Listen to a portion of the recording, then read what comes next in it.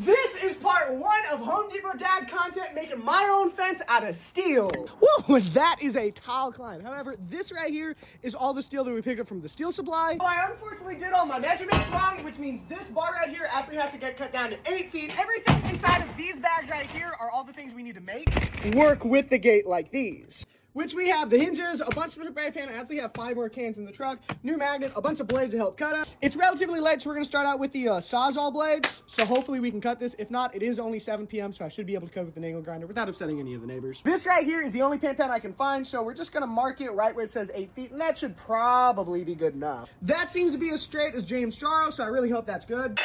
I don't really think you want to see me cut any more metal, so we'll probably just snap through that. And just like that, we have all the steel properly cut down, which means the next step is busting out the Chinese $60 welder, the Harbor Freight welding helmet, and getting to work. Because my garage is filled with projects, I set up a nice little work light outside, so hopefully we can actually get this all done out here. I did buy a bigger magnet, so we should just do this.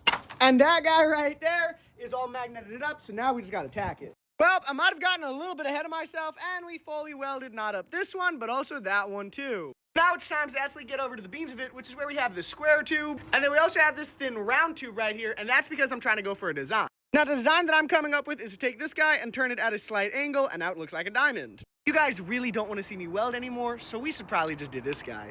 That right there is the finished gate. There's still like 20 more things that I have to do to it, like put the big old circle logo in the middle. Then we also have that roll of decorative mesh we're gonna line between it. Also need to put on the decorative handles, even though you're gonna be swinging it open from the middle there, and the hinges, and then also put the posts in, the concrete, and the rest of that. But this right here is the first concept of it, and I don't know. I was trying to go for something that wouldn't break the bank. Dude, I am trying to film. I'm gonna go for something that really wouldn't break the bank. I do really like how these guys are offset. So instead of just sitting flat, they're like at an angle, and then we have the bars there. I think that it's a nice contrast once it's painted and has a logo and the mesh behind it. I think it'll look pretty cool.